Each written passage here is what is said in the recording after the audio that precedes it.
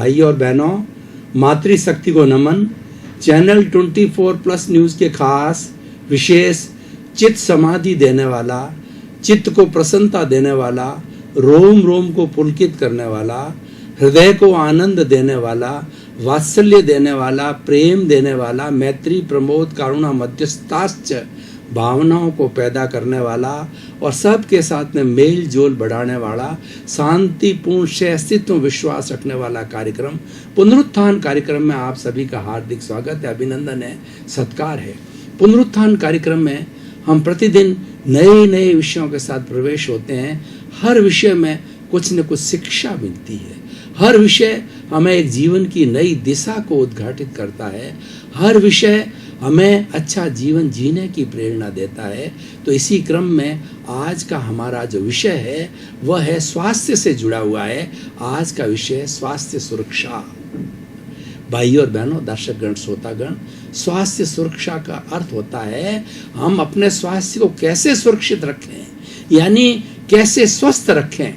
तो आज हम देखेंगे कि स्वास्थ्य क्या है, एक एक स्वास्थ्य की बात करेंगे और वो स्वास्थ्य कैसे मेंटेन रह सकता है, कैसे सुरक्षित हो सकता है, उस स्वास्थ्य को कैसे पाया जा सकता है, किस साधन से पाया जा सकता है। भाई और बहनों, दर्शकगण, श्रोतागण, वर्ल्ड हेल्थ ऑर्गेनाइजेशन जो कि स्वास्थ्य का सबसे बड़ा विश्व का ऑर्गेनाइजेशन है, उन्होंने स्वास्थ्य के संबंधी परिभाषा दी है कि जिस व्यक्ति के physical health, mental health, emotional health, spiritual health एवं जो है अपना सोशल हेल्थ रहती है, वह व्यक्ति स्वस्थ होता है। इसको मैं हिंदी में बताना चाहता हूँ। शारीरिक स्वास्थ्य, मानसिक स्वास्थ्य, भावनात्मक स्वास्थ्य, आध्यात्मिक स्वास्थ्य और सामाजिक स्वास्थ्य, पांचों जिसके स्वास्थ्य होते हैं और वह व्यक्ति होलिस्टिक स्वास्थ्य वाला होता है। स्वास्थ्य की दूसरी परिभाषा देखें, स्व प्लस अवस्थ। स्व में अवस्थित होना। स्व कौन? अपने आप से प्रश्न करो कि मैं कौन हूं।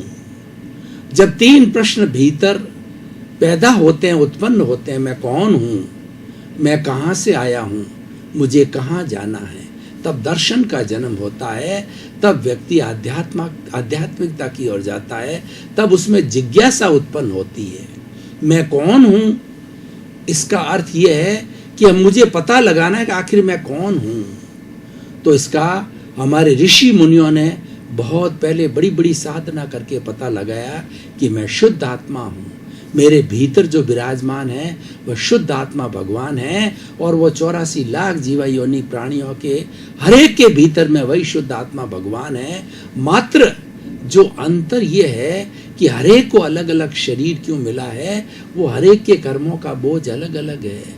हर एक के कर्म अलग अलग हैं। इस कारण से हर एक को अलग अलग शरीर मिला है उसका भुगतान करने के लिए। ये शरीर अपने कर्मों को भोगने के लिए मिला है और शरीर कर्म भोगने के बाद में इस जन्म के जितने जितने कर्म हम भोग लेते हैं तो ये शरीर जो है समाप्त हो जाता है और फिर जो आत्मा दूसरी योनि में चली जाती है और वहाँ के जो कर्म होते हैं वो भुगतती है। साइकिल चलती रहती है जब तक कि सारे कर्म भुगत लिए नहीं जाते हैं, सारे कर्मों का डिटैचमेंट, निर्जरा नहीं कर ली जाती है, एक एक कर्म को खपा लिया नहीं जाता है, तब तक कि आत्मा सिद्ध, बुद्ध और मुक्त नहीं हो सकती है। तो मैं बात कर रहा था फिजिकल हेल्थ की, शारीरिक स्वास्थ्य।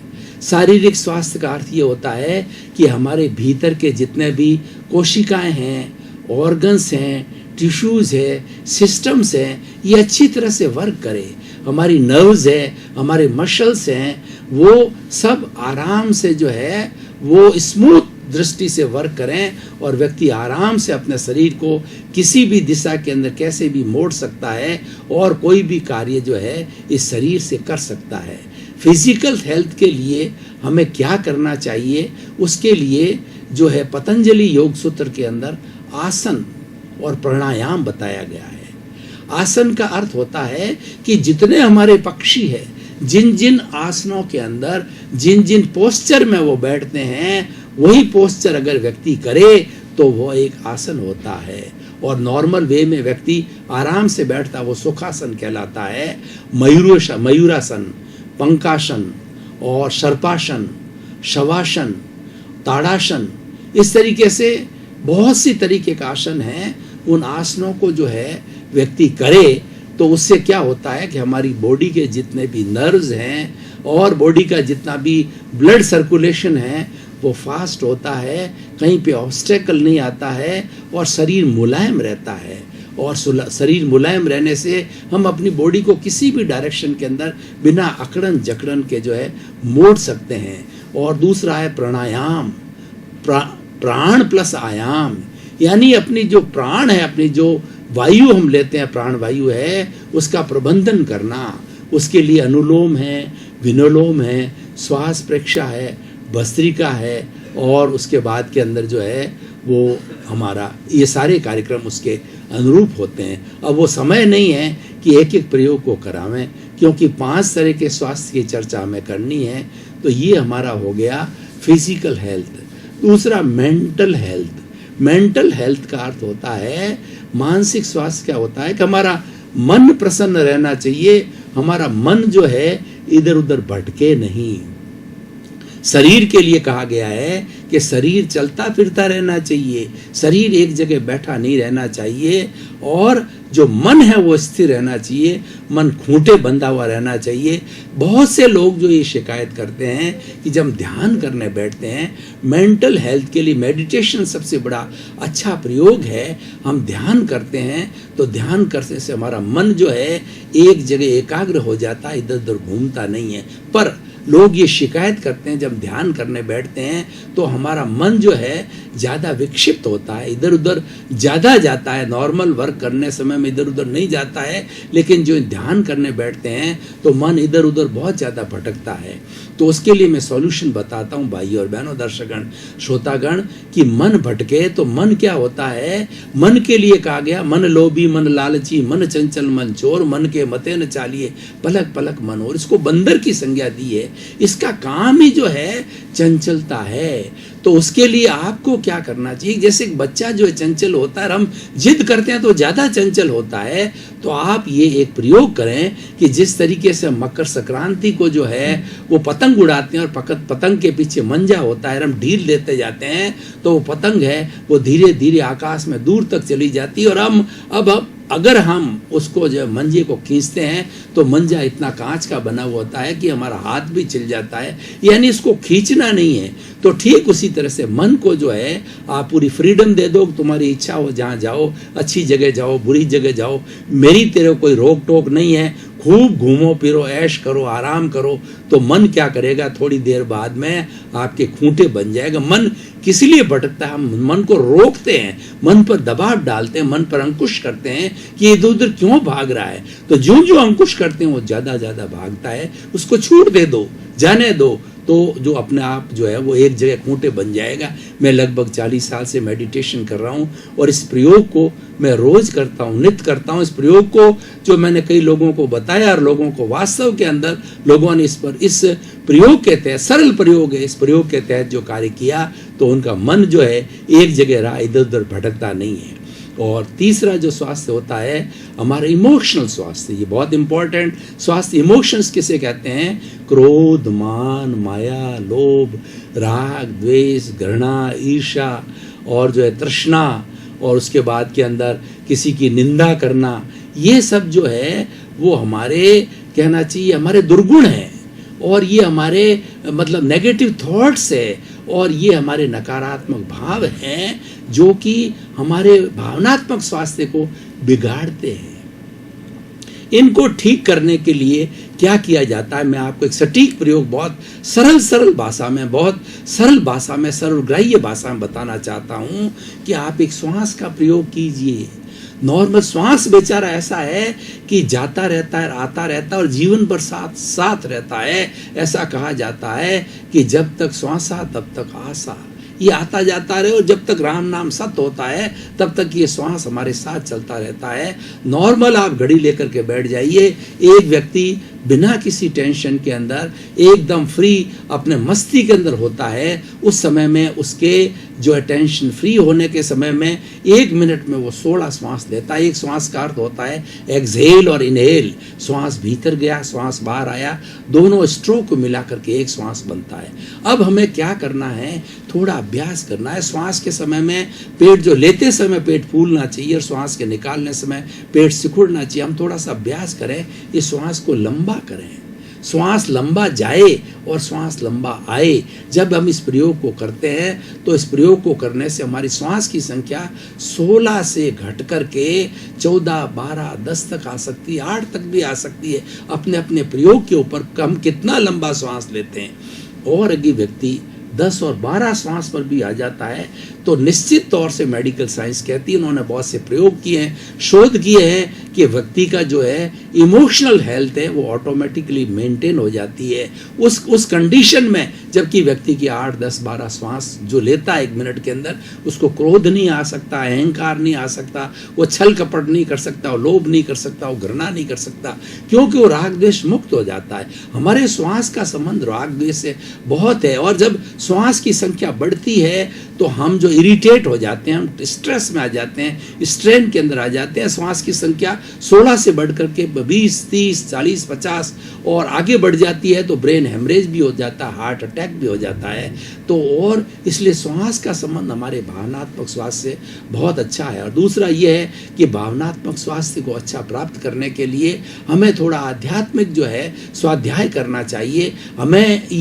हमें ये चिंतन करना चाहिए, इस चराचर जगत के अंदर केवल एक मैं ही जीने वाला नहीं हूँ, असंख्य प्राणी हैं, सभी शांतिपूर्ण से जिए, लिव एंड लेट लिव, जियो और जीने दो। इस सिद्धांत से चलने से जो है हम इमोशनल हेल्थ को जो है कंट्रोल कर सकते हैं। व्यक्ति को इगोस्टिक नहीं होना है। ईगो को जो व्यक्ति छोड़ लेता है वो अपने इमोशंस को बहुत अच्छी तरह से कंट्रोल कर सकता है। अब अगला जो स्वास्थ्य है वो हमारा स्पिरिचुअल हेल्थ, ये बहुत ऊंचे दर्जे का स्वास्थ्य होता है।